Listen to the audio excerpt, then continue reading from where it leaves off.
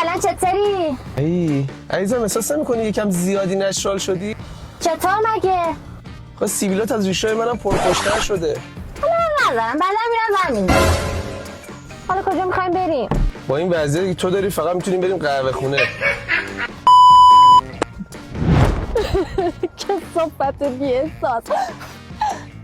الو بانو رخشنده یه وقت میخواستم.